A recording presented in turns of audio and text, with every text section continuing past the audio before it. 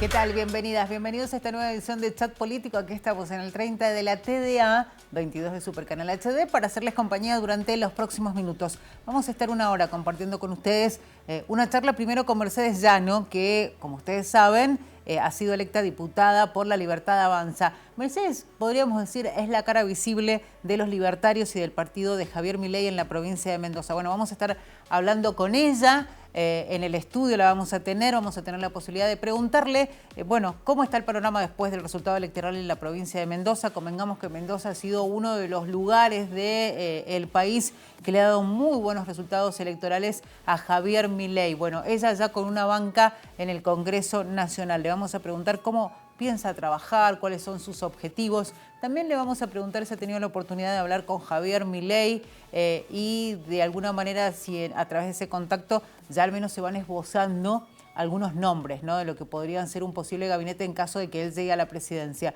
También vamos a estar hablando de su opinión en relación a este apoyo que ha recibido en estos últimos días de parte de Patricia Bullrich. Bueno, se sabía el resultado, estaba la espuma efervescente del resultado electoral, y Patricia Bullrich salió a respaldar la candidatura de Milei para la segunda vuelta. También hizo lo propio Mauricio Macri, ¿no? Y eso provocó unas diferencias muy profundas en Juntos por el Cambio. Vamos a preguntar cuál es su opinión en relación a esto que ha generado sin duda un cimbronazo en uno de los partidos que había crecido mucho en nuestro país durante el último tiempo y que, bueno, con la aparición y la disrupción de Javier Milei como figura ha perdido terreno. Es real que es así y es la realidad que hoy está atravesando Juntos por el Cambio. Vamos a hablar también del panorama internacional y analizar un poco lo que está sucediendo en el conflicto entre Israel y Hamás. Este panorama que nos trae lamentablemente noticias a diario y tal vez minuto a minuto. La última información indica que por un lado Hamás ha anunciado que va a ir liberando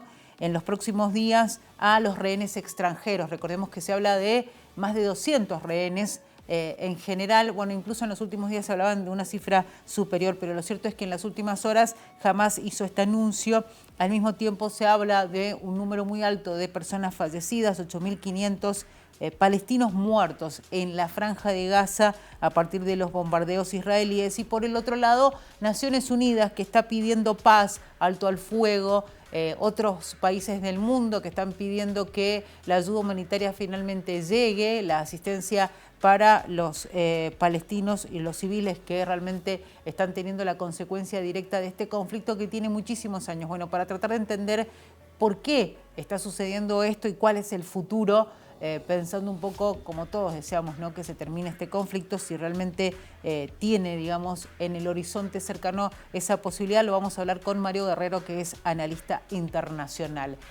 Así es que la invitación para ustedes que están ahí del otro lado es que se vayan acomodando. Nosotros nos vamos a ir a una pausa y enseguida regresamos de lleno con el programa. Recuerden que estamos en redes, estamos en Facebook, en Instagram, en Twitter, y si quieren de pronto hacer algún comentario o hacernos llegar alguna consulta en nuestro WhatsApp 2615-174404. Esto es Chat Político. Ya regresamos.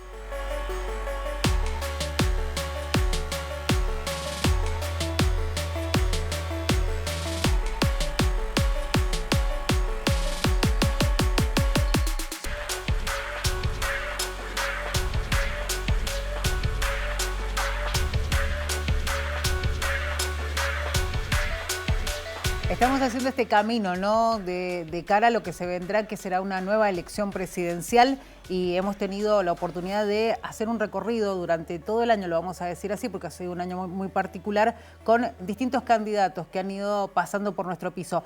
En este caso vamos a hablar con una de quienes fue candidata, ahora ya es diputada electa de La Libertad Avanza, que es Mercedes Llano. Es un placer tenerla aquí en Chat Político. Bueno, vamos a hablar, por supuesto, de cómo está el panorama a unos días nada más de una nueva elección. Mercedes, muchas gracias por venir. No, muchísimas gracias por la invitación, un gusto acompañarlos. Me imagino que muy, digamos, con muchas cosas para hacer, más allá de que ustedes venían trabajando y mucho. Y digo esto ¿por qué? Porque, bueno, ustedes saben, Mercedes Llano se transformó sin duda en la cara visible de La Libertad Avanza aquí en la provincia de Mendoza desde que decidieron, por supuesto, sumarse a este proyecto. Ya diputada electa. Primero quería preguntarte un poco cómo sentiste ese momento, ¿no?, en el cual ya se empezaba a hablar de una buena elección de Javier Milei en Mendoza y, bueno, con este resultado que fue muy bueno para ustedes. Bueno, acá en Mendoza, una provincia que ha sido la cuna de la libertad, la expresión en conjunto antipopulista, anti-kirchnerista fue muy significativa.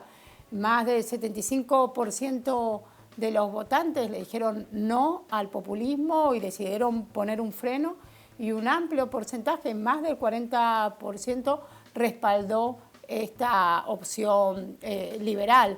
Así que con un gran compromiso y una gran responsabilidad, porque para nosotros hoy, en particular, esta última instancia representa la batalla final. Sí, veía en tus redes. Sí. Un punto de inflexión entre dos modelos completamente antagónicos, un modelo empobrecedor, un modelo corruptor y corrupto, un modelo que nos lleva al aislamiento y al estancamiento, un modelo que va a expulsar y está expulsando a nuestros jóvenes y futuras generaciones, tal como sucedió en Venezuela. Y frente a un modelo de la libertad, un modelo de Argentina insertada en el mundo, un modelo de trabajo, del mérito, de la cultura del esfuerzo, de un Estado mínimo que imponga reglas y solo sobre la base del mérito, la responsabilidad y el esfuerzo personal, y no del mundo del favor y de los privilegios, se pueda progresar. Un mundo de oportunidades para los jóvenes que los cobije y que no los haga emigrar del país. Mercedes, recién hacías un repaso un poco de lo que significa el modelo de Javier Milei, pero también se lo ha cuestionado mucho, incluso nadie resiste un archivo y en más de una oportunidad se ha cuestionado a Javier Milei porque en algún momento, habló de romper relaciones, por ejemplo, con Brasil, con China. ¿Cómo vienen encarando el tema? Porque después también hay que decir que Javier Milei en este último tiempo ha empezado a, a poner un poco más de tranquilidad a sus palabras. Lo vamos a definir así porque realmente no le encuentro la definición más clara, ¿no? Pero moderó el discurso e incluso empezó a hablar de hasta ser un poco más flexibles en las propuestas que en un principio parecían muy duras. ¿Cómo vienen trabajando ustedes? ¿Qué les dice Milei? Porque sabemos que nos decías recién fuera de aire que han tenido reuniones con él.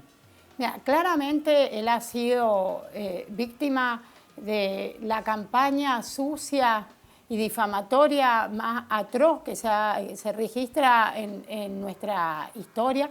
Sus propuestas en gran medida han sido tergiversadas.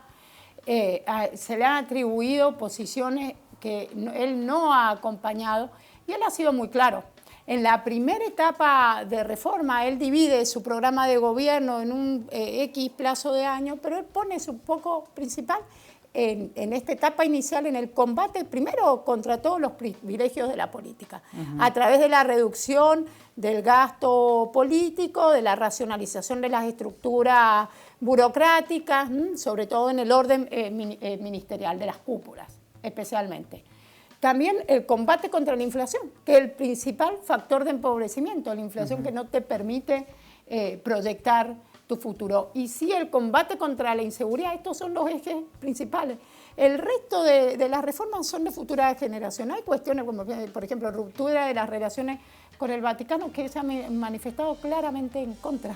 Sí, y que también se lo han atribuido a él, a esos dichos cuando han sido de otra... De un integrante de la fuerza. Un integrante, sí, exactamente, sí. Que con muchísima claridad dijo que era unas apreciaciones a título personal. Pero sí, no es una moderación, sino que ha habido una tergiversación y él ha tenido que aclarar su postura. Igual Patricia Bullrich, cuando habló del acuerdo que celebró con Milei, habló de que en ese acuerdo, en esto de ir a apoyarlo, pusieron algunos puntos, ¿no? en los cuales Milei se había mostrado una postura diferente y la gente de Bullrich dijo, bueno, en estos temas vamos a ser como intrascendentes. ¿Qué se sabe del acuerdo que se celebró y qué opinas vos de ese acuerdo cuando Milei en algún momento dijo, bueno, la casta, criticaba mucho la casta y convengamos que Macri, Bullrich también representan mucho de lo que él criticó? Mira, en primer lugar, él fue el impulsor de un eventual acuerdo con Macri, o la línea más dura del PRO, y él lo que planteó es que se dimiese en el marco de unas internas y no lo aceptaron. O sea, que hay puntos de coincidencia.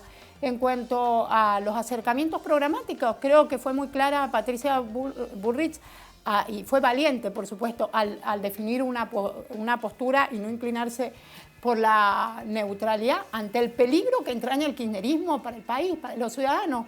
Y los mendocinos claramente no resisten 4 gobiernos más de populismo. Ese es nuestro gran adversario, nuestro gran enemigo, y entiendo que hay que hacer un gran esfuerzo de buscar puntos de coincidencia. Ella, en su discurso, en esa locución, fue muy clara en cuanto a lo que ella aspiraba y cuáles eran sus límites. Y tenemos un montón de puntos de coincidencia. No queremos emisión monetaria, porque empobrece. Va a luchar contra la corrupción, vamos a abrir a Argentina hacia el mundo. Hay un montón de puntos de coincidencia que claramente con ellos podemos tener amplios acuerdos. En realidad lo que ha sucedido es la antesala de lo que iba a ocurrir en el marco del Congreso, donde un gobierno de minoría tiene que ponerse de acuerdo con las otras fuerzas políticas para alcanzar los votos necesarios para aprobar leyes. Así que es una antesala y es una realidad que se adelanta, pero que se va a imponer en el marco del Congreso. Obviamente ustedes manejan encuestas, eso está claro, ¿no? Lo que hemos visto hasta ahora da un escenario bastante parejo, lo vamos a decir así. Obviamente hay algunas más menos que pueden dar más puntos a Milei, como otras que pueden dar más puntos a Massa, pero la mayoría coincide en que el escenario hoy es de paridad, de la pelea voto a voto, digamos, ¿no? ¿Cómo sería tu trabajo en un Congreso en caso de que sea Massa el presidente? Digo, ¿cuál sería la propuesta de La Libertad Avanza y tu representación de Mendoza en caso de que la victoria la tenga Massa y no la tenga Milei? Bueno, en primer lugar voy a defender férreamente los intereses de Mendoza, en contraposición a lo que propone Milei, que es un defensor del federalismo que se va a manejar en el plano institucional, de la objetividad, en la cuestión de la distribución de los recursos públicos. Massa va a seguir profundizando el modelo. Es más, yo creo que es un neo-kirchnerismo, este masismo es un neo-kirchnerismo, que va a representar la profundización del kirchnerismo. Y así como Venezuela tuvo un Maduro post-Chávez, nosotros vamos a tener un Massa post-matrimonio Kirchner. Quizá instituyéndose una dinastía Sergio Malena, con la gran ambición, desmedida ambición de poder, con el accionar público, la utilización de los recursos, el fraude que han montado para instalar y para acceder al poder, cómo han utilizado el aparato estatal para comprar y manipular voluntades. ¿Cómo me veo? Como lo he hecho acá en Mendoza, defendiendo la República, impulsando medidas orientadas a garantizar la división de poderes, la transparencia, a combatir la corrupción, a defender la institucionalidad, la profesionalización del servicio civil, la reducción del gasto, el control sobre los gastos, el control sobre el manejo de la pauta publicitaria discrecional, que no se utilice para fines informativos, sino para fines propagandísticos, que resiente el derecho a la información, que resiente la democracia. Va a ser un rol de opositor y de control ante un populismo que va a avanzar sobre la justicia para garantizarse su impunidad, que no va a dejar de emitir, que no va a dejar de malgastar recursos y que no va a dejar de enriquecerse. Los chocolates Rigó, los insaurrables van a proliferar, como el caso de los cuadernos. Nos tocará controlar, y voy a hacer lo mismo que hice acá en la legislatura de Mendoza muchísimas veces en soledad. Y también, por supuesto, vamos a poner un coto y a controlar el avance del Estado, el intervencionismo estatal, como sucedió acá también en nuestro caso. Mucho se habló después de esta alianza de Bullrich y sobre todo el gesto de Macri, ¿no? Que parecía alguien que siempre está presente, lo hemos dicho más de una oportunidad.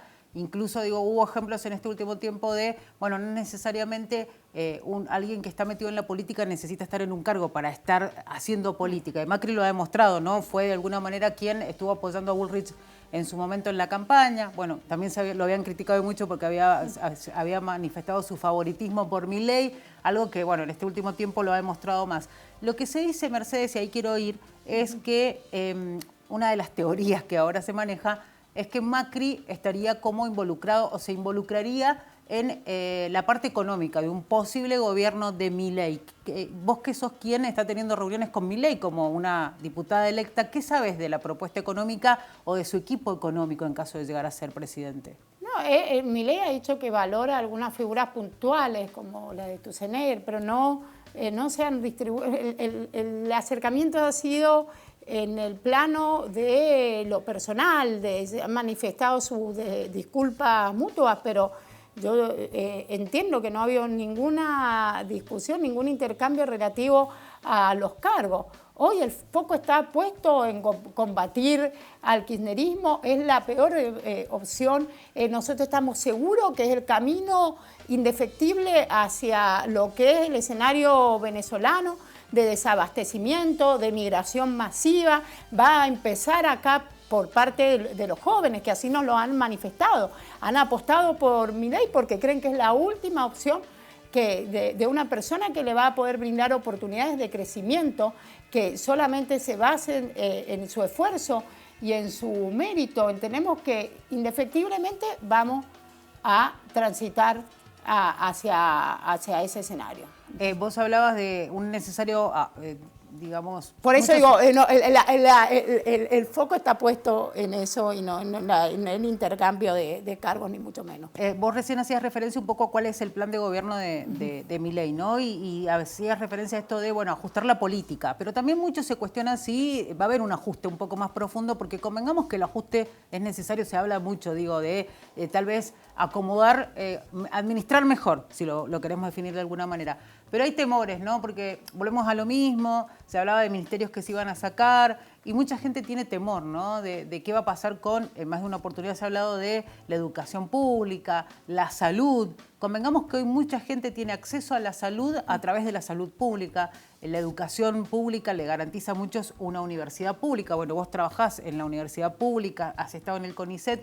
¿Qué dice hoy Milei? Porque volvemos a lo mismo. Fue variando su mensaje en este último tiempo. Es una buena pregunta la que me haces, porque tengo acá la oportunidad para aclarar. No lo he dicho hoy, lo he dicho desde un inicio, que se trata de reformas de futura generación, de tercera, segunda generación. Habla de un largo plazo, de hecho. De un largo plazo, incluso en materia educativa. Él ha propuesto la introducción de los vouchers, que pone el foco en la financiación de la demanda y no de la oferta educativa. No deja de ser gratuita, o sea, siempre, sea la preste el sector estatal o la preste el sector tanto estatal como privado, sí, porque no privado. deja, en ningún caso deja de ser pública. Exacto. No se afecta la naturaleza pública, sino que en un caso pasa a ser de gestión estatal o privada. En ambos casos tiene costo, pero sigue siendo gratuita en cualquiera de los escenarios. Nada más que se financia la demanda y lo que se busca mejorar es la calidad educativa, hoy puesta en cuestionamiento. Sí. Porque las familias tienen la opción de enviar a sus hijos a la escuela que ellos escojan. Eso está demostrado que en algunos países ha aumentado la vara de la calidad educativa, ha mejorado la educación. Pero la educación en su gran mayoría es una competencia de las provincias, con lo cual está sujeta a acuerdos que se suscriban con las provincias. Él puntualmente lo que ha propuesto es que se impulsen experiencias piloto. Hay distintos modelos de voucher, no hay un modelo unido. Y claro, y también que se ajusta a cada idiosincrasia, a cada cultura. Pero es una propuesta de futura generación, al igual que las propuestas en materia de salud, y no recuerdo el tema jubilatorio. Primero, estabilizar la economía, generar trabajo, cambiar leyes laborales, ampliar el mercado formal para en un futuro. O sea, que se queden tranquilos, que dicen, miren, los jubilados son los victimarios, o sea, acá son las víctimas del sistema. A ellos no se van a ver afectados. A lo que primero va a atacar son los privilegios a la clase política y los privilegios. Por eso va a empezar recortando la famosa casta que él hacía la referencia. Casta política. Mira, antes nuestro país funcionaba con 8 ministerios. Incluso yo pienso que puede funcionar con mucho menos. Como había municipios que antes funcionaban con 2 secretarías y muy pocas direcciones. Lo que ha pasado es que se ha politizado tanto la burocracia que han sobredimensionado las estructuras políticas. Entonces crean ministerios por debajo de los ministerios, secretaría, subsecretaría, estructuras paralelas, sobre todo en el orden nacional. Entonces se ha sobredimensionado. Eso es lo que va a recortar. Choferes, jefaturas de gabinetes, o sea, todo lo que sean cargos accesorios. Va a cortar con todos los privilegios. Mercedes, ya no nos queda tiempo, pero bueno, queríamos hablar con vos después de de que fuiste electa diputada por La Libertad Avanza Mendoza. Sin duda sos la referente de La Libertad Avanza Mendoza, así es que queríamos tener la posibilidad de charlar con vos. Así que ha sido un placer. Te deseamos éxito en tu gestión, por supuesto. Y bueno, veremos qué panorama tenemos en algunos meses más. Seguramente nos volveremos a ver. Muchísimas gracias. Hasta luego, muchas gracias. Así pasaba Mercedes Llano con nosotros aquí en Chat Político. Nosotros seguimos aquí en el programa, en el 30 de la TDA, así es que le decimos a ustedes que no se muevan, que vamos a una pausa y ya regresamos.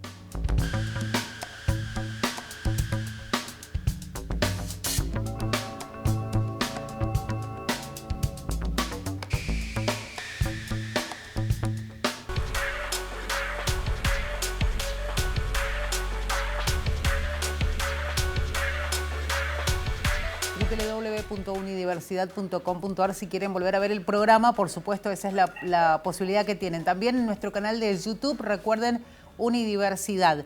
Estamos aquí en Chat Político, en el 30 de la TDA, y estamos, en este caso, ya empezando a abordar el tema de lo que sucede en el mundo y cómo los ojos están puestos en el conflicto entre Israel y Hamás, con algunas novedades. Y bueno, vamos a repasar un poco cómo está el panorama. Lo vamos a hacer con el análisis internacional de Mario Guerrero, a quien tenemos ahí en comunicación. Mario, ¿cómo estás? Bienvenido.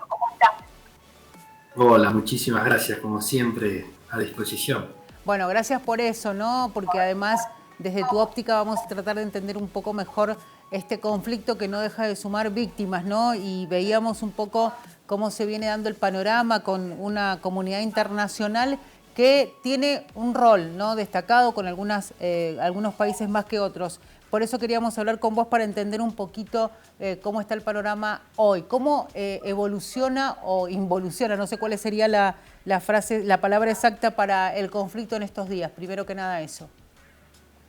No, en primera instancia yo creo que la principal conclusión es que el escenario internacional está mostrándose, o por lo menos los principales organismos internacionales que deberían estar tomando medidas en lo que al tema respecta, están mostrando una gran incapacidad para impulsar medidas de consenso. Un gran ejemplo de ello es cuando hace un par de días Brasil intentó impulsar en el marco de la Asamblea General de Naciones Unidas una pausa humanitaria que permite el ingreso de actores que brinden ayuda tanto a los desplazados como a las víctimas en general, y fue fuertemente rechazada por Estados Unidos porque acompaña o entiende la idea de Israel de que cualquier pausa puede ser utilizada por Hamás como una instancia de reagrupamiento, e Israel está entendiendo de que todas las avanzadas militares, agresivas avanzadas militares que está teniendo, está funcionando en lo que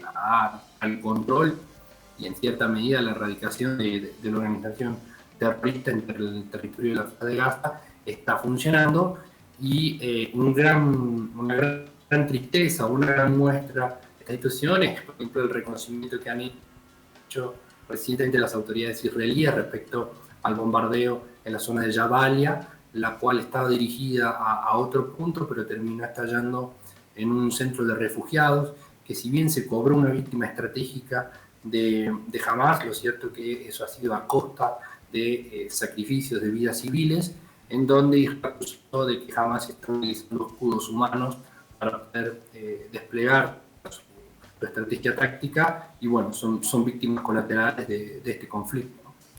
Mario, quiero apuntar un poco a eso, porque mucho se habla de las víctimas, ¿no?, de este conflicto, de cómo los palestinos están sobrellevando la situación, incluso de distintas voces que se alzan para establecer, por un lado, corredores humanitarios, que llegue la ayuda humanitaria, pero al mismo tiempo se habla de una segregación que lleva muchísimos años para el pueblo palestino. Pongamos un poquito los puntos clave para entender de alguna manera este conflicto que lleva muchísimo tiempo. Yo sé que necesitamos mucho tiempo para entenderlo, pero bueno, al menos como algunos puntos clave para que nosotros entendamos este conflicto.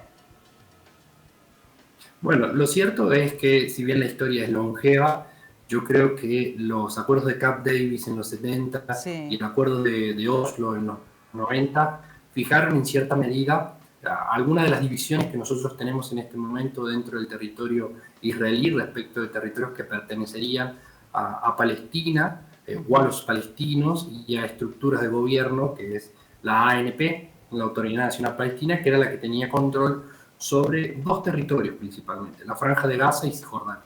Lo cierto es que diferentes comportamientos, el establecimiento, la expansión o la presencia de colonos israelíes en estos territorios, o en el caso de la Franja de Gaza, en donde la radicalización del conflicto y la ruptura del ANP, porque recordemos de que la Autoridad Nacional Palestina estaba en manos de un histórico actor que supo reivindicar y enarbolar la causa palestina, que es el partido Fatah, que en el año 2006-2007 se partió, y ahí es cuando se da una separación de las fuerzas palestinas en Fatah y Hamas. Fatah se terminó en Jordania, que está justamente del otro lado del Jordán, al lado más al centro-norte, límite con Jordania, y la Franja de Gaza. Y la Franja de Gaza está más cerca sobre el Mediterráneo y cerca de Egipto, ¿no? Egipto, sí. Lo cierto es que esta división hizo de que se presentara una radicalización del conflicto muy grande, un asunto muy grande de la Franja de Gaza, al punto tal de que hay quienes lo definen como si fuera una apartheid.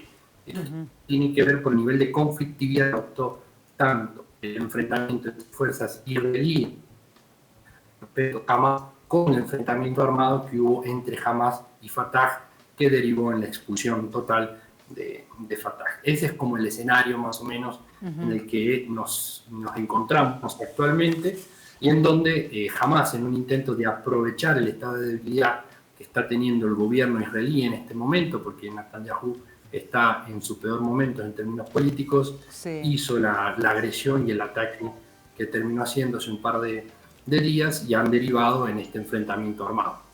¿Cuáles son los intereses que por ahí manejan otros países, no? Bueno, vos recién hacías mención a este pedido que había hecho Brasil en el marco de la Asamblea de Naciones Unidas y la postura negativa a ese pedido por parte del gobierno de Estados Unidos. ¿Cuál es el rol de Estados Unidos en este conflicto? Es muy importante porque Estados Unidos es el socio clave de Israel, no solamente en este momento, sino que en diferentes momentos de la historia fue el principal mediador. Sí. Algunos de los acuerdos que yo hice mención, por ejemplo, el acuerdo de Camp Davis, sí, o el acuerdo de Oslo, uno fue en la presidencia de Carter, la otra en la de Bill Clinton. Los presidentes estuvieron presentes en el proceso de negociación entre autoridades locales y autoridades israelíes. Lo cierto es que Estados Unidos es el principal, no solamente socio económico, sino también militar y desarrollo de mucha de la tecnología que tiene Israel en este momento, pero yo creo que una cuestión que va a dar mucho que hablar de cara a lo que se viene es el nivel de vinculación que tiene Hamas con actores locales que tienen presencia regional, como es el caso de Hezbollah, en donde por muchos países es reconocido como un grupo terrorista, sí, pero en el caso del Líbano es un partido político que ocupa cargos de poder y con el cual los diferentes partidos del territorio libanés deben consensuar a la hora de constituir gobierno, porque el Líbano tiene un gobierno parlamentario, entonces la distribución de cargos, la construcción de poderes en los términos, en esos términos, entonces tiene un papel de importancia porque electoralmente moviliza.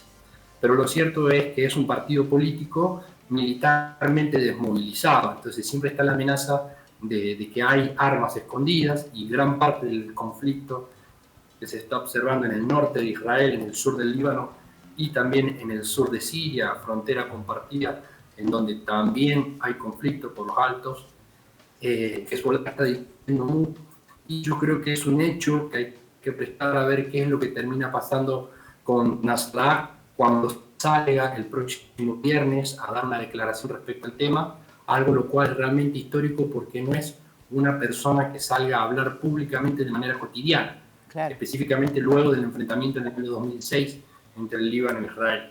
Así que vamos a ver cómo es que Hezbollah se termina de involucrar o se sigue involucrando en el conflicto que está aconteciendo en este momento en Medio Oriente. De paso, me sirve para todo esto que acabas de decir, Mario, para preguntarte cuál es el rol o cómo, si intervienen o no los países de la región en este conflicto y cuál es la posición que toman cada uno de ellos. Bueno, ahí es importantísimo la presencia geopolítica y cómo mueven el compás político de Sí, la región, tanto Irán como Arabia Saudita. sí. Específicamente, en el caso de vinculación de Hezbollah, es claramente con Irán. Históricamente han tenido un nivel de vinculación y de diálogo continuo en muchos aspectos y de participación y penetración en las dinámicas políticas locales de todos los países de la región. Hay quienes dicen de que desde hace varios años Israel está diversificando sus redes de vinculación. No es un hecho menor de que hacía poquito se había como acelerado el proceso de reconocimiento de Israel como Estado, en donde los Emiratos Árabes eran uno de los últimos países árabes en reconocerlo. Recordemos que son muy pocos los países que han reconocido a Israel como un Estado proveniente de estas comunidades y estos hemisferios del mundo. Y hay quienes dicen de que este agravio, este atentado, este ataque militar por parte de Hamas se da en un contexto en donde Israel comenzó a tener diálogos con Arabia Saudita, Sí. otro gran socio de Estados Unidos, lo cual implicaría de que si se da un acercamiento entre Arabia Saudita o un potencial reconocimiento por parte de este país, de Israel como un Estado, se estaría abriendo la puerta a otra posibilidad de conflicto. Entonces es como que se dieron la combinación de estos dos factores, tanto endógenos como exógenos, ¿no? La debilidad del gobierno israelí Sí. y esta posibilidad de acercamiento entre Israel y Arabia Saudita, la cual es considerada una amenaza, ¿no? Sin duda. Mario, vamos a ir a una pausa y enseguida vamos a seguir profundizando sobre este tema, el conflicto entre Israel y Hamas. Les decimos a la gente que estamos en el 30 de la TDA, esto es Chat Político, estamos hablando con Mario Guerrero, analista internacional. Momento de ir a una pausa, ya regresamos.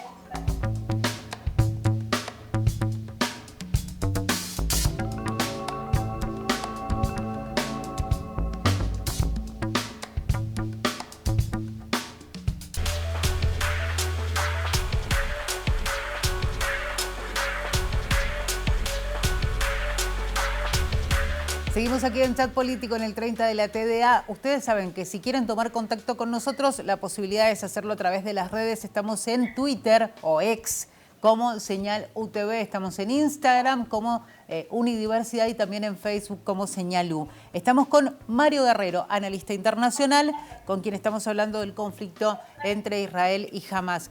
Mario, la pregunta es, ¿cómo puede afectar al resto del mundo este conflicto entre Israel y Hamas? Porque, bueno, hemos hablado de las consecuencias de otro conflicto que es el de Rusia y Ucrania, que parece haber pasado a otro plano, ¿no? A partir de este nuevo conflicto, lamentablemente. ¿Cuál es la consecuencia que se puede dar en distintas partes del mundo? Bueno, yo creo que hay dos consecuencias. La primera de ellas es humanitaria. Y ahí hay que ver qué terminan haciendo los países que directamente están involucrados en este proceso. Y tiene que ver con todo el proceso de migración interna que ya está ocurriendo. Egipto ha anunciado que va a abrir Rafah y va a autorizar la entrada para hacer atenciones médicas y de salud a víctimas del conflicto. Vamos a ver cómo es que va evolucionando y si efectivamente diferentes organismos internacionales como ONU van a brindar el apoyo necesario como para que estos países, que es el gran miedo que tienen, ¿no? Principalmente Egipto y Jordania, pero que también están recibiendo desplazados, tanto Líbano como Siria, porque hay que darles ayuda humanitaria.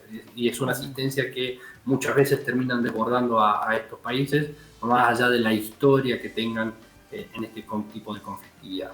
Y por el otro lado tiene que ver con temores y conflictos latentes, ¿no? Sí. La posibilidad de que surjan tanto sentimientos antisemitas como sentimientos de odio para con el pueblo palestino. Sí. De hecho, el delegado europeo, el alto representante europeo Borrell, hace poquito hizo una denuncia de que ya han fallecido más de 100 palestinos en Cisjordania, los cuales han sido asesinados por policías israelíes en territorio de Cisjordania, ¿no? Sí. Entonces da cuenta de que se puede dar inicio a este conflicto y la poca madurez o lo poco propensos que son los actores involucrados directa e indirectamente a constituir consensos que permitan la solución pacífica del conflicto en este específico y de la problemática en términos general, alimenta constantemente sentimientos de odio para un lado o para el otro que no hacen otra cosa más que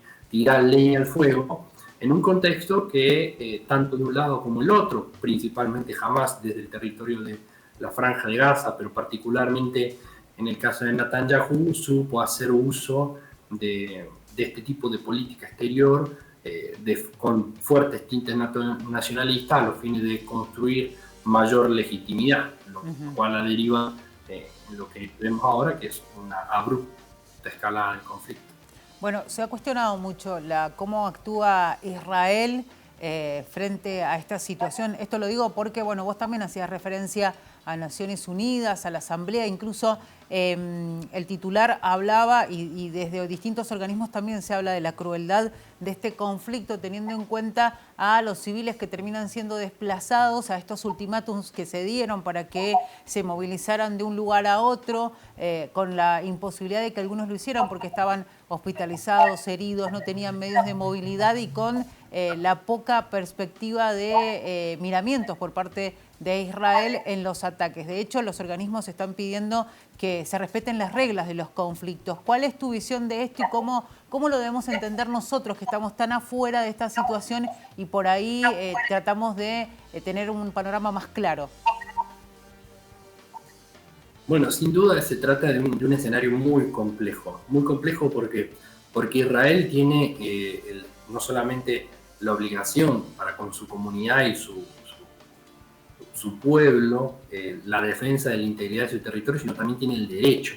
Sí. Israel fue atacada, su integridad como Estado y como comunidad fue agraviada por parte de un grupo terrorista, lo cual da la legitimidad da origen a la posibilidad del espacio de la legítima defensa, ¿no? Sí. Lo cierto es que como Israel se trata de un Estado y jamás se trata de organismos, de un organismo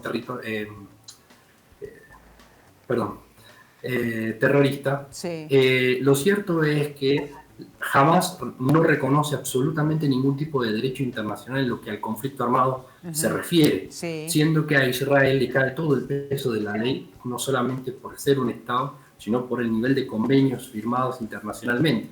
Entonces, en cierta medida, Israel tiene que respetar códigos de guerra sí. que jamás no los va a respetar. Sí, entonces se genera una situación muy extraña en este sentido. Entonces, Israel, obviamente que la mayoría de las críticas y el peso van a caer constantemente sobre Israel en este sentido, y hay muchísimas denuncias, tanto por parte de la Unión Europea, como por ejemplo diferentes actores, países de la Unión Europea, pero Amnistía Internacional, por ejemplo, entendiendo de que si bien Israel tiene este derecho a defender la integridad de su territorio, no lo puede hacer a cualquier costo, a base de cualquier recurso, que esa es una de las cosas que se le está criticando. ¿Qué armamento está utilizando y qué lugares está bombardeando y cuáles no?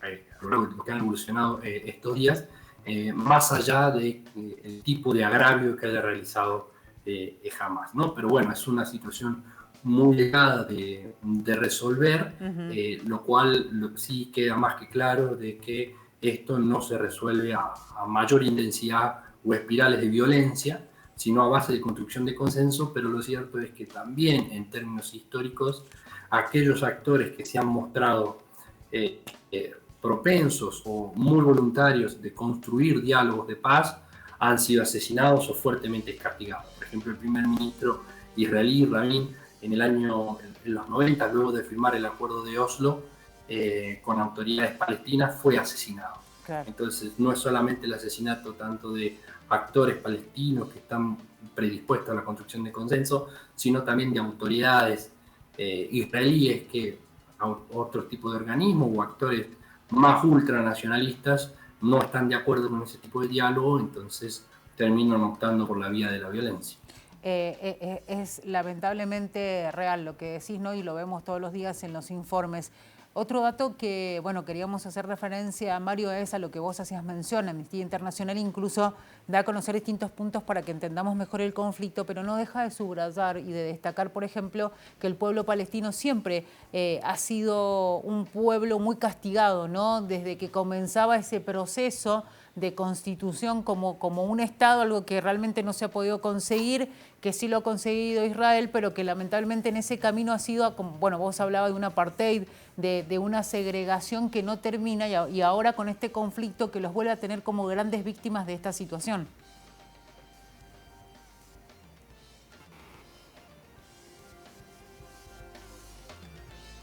Bueno, ahí estamos con Mario Guerrero, vamos a tratar de restablecer la comunicación. Mario, no sé si escuchaste.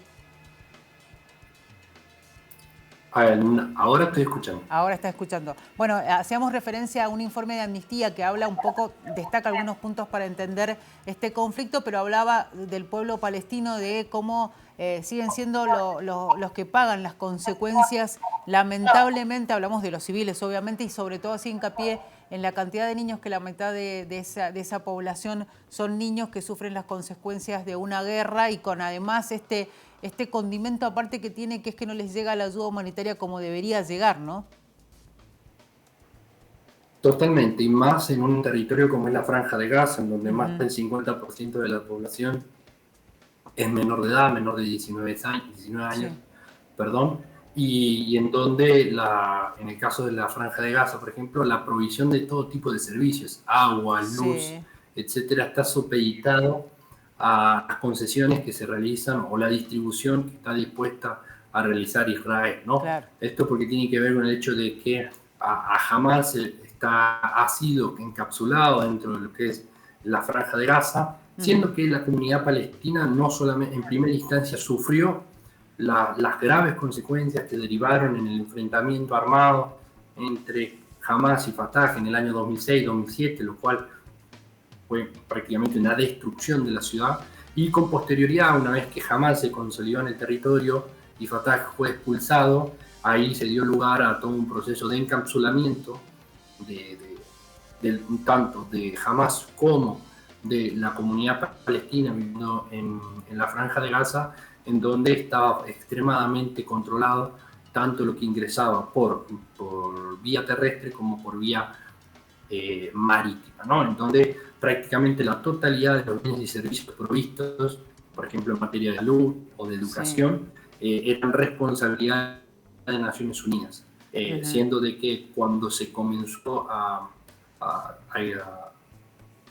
profundizar el nivel de conflicto, como se vio a principios de octubre, ONU tuvo que abandonar todo ese tipo de ayuda, siendo de que, bueno, ahora totalmente es un campo de conflicto, ¿no? Más allá de como el informe que hace mención vos, en donde Amnistía Internacional acusa a Israel de que está utilizando armas que no están reconocidas o por lo menos están prohibidas ser utilizadas en conflictos de guerra como el Fuego Blanco y demás, porque es considerado como un ataque de crimen. Su utilización es considerada un crimen de guerra. Sí. Bueno, Mario, nosotros te agradecemos como siempre este rato para poder saber un poco más de este conflicto. Seguramente volveremos a hablar de este tema. Por último, la última pregunta para ir cerrando, Mario. Cuando hablábamos del conflicto me acuerdo yo, ¿no?, entre Rusia y Ucrania, te preguntábamos cuánto tiempo se puede extender, ¿no?, ese conflicto que sigue aún vigente. Te voy a hacer la misma pregunta con esto, ¿no? Hace semanas que comenzaba esta guerra entre Israel y Hamas. ¿Cómo ves el panorama pensando en el futuro? ¿Con una resolución a corto plazo, mediano plazo? ¿Qué pensás?